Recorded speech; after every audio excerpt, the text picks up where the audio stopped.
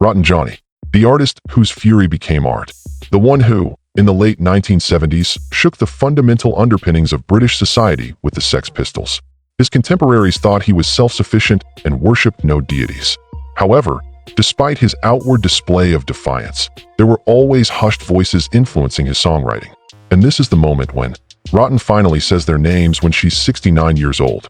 Legends that reflect his own life. Dark, bizarre, frightening souls, rather than the typical ones you might expect.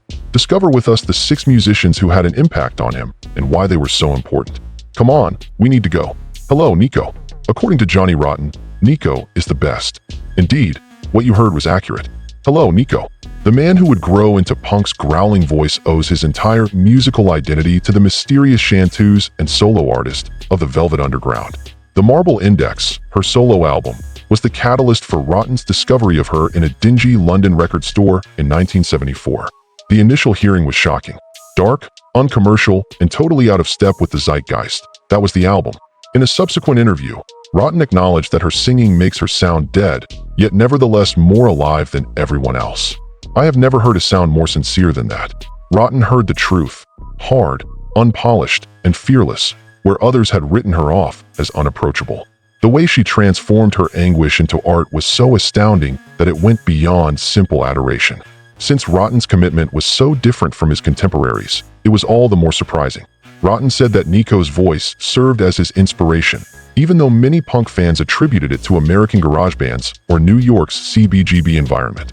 For him, she embodied a more profound form of disobedience, a spirit-based revolt rather than a fad-based one.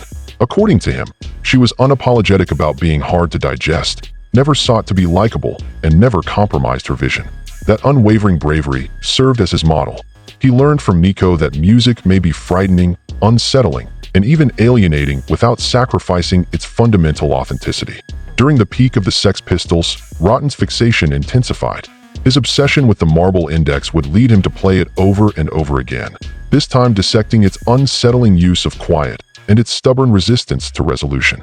Even on stage, such lessons were applicable. His aggressive pauses, rough vocal delivery, and defiance of the audience's approval all mirrored Nico's style. Despite the Guns' reputation as symbols of anarchy, Rotten subtly brought Nico's meticulous attention to detail to each show. Her tragic life piqued his interest even more. Tragically, Nico is away in 1988 following a bicycle accident in Ibiza. He battled heroin addiction, lost popularity, and died abruptly. Rotten found affirmation and caution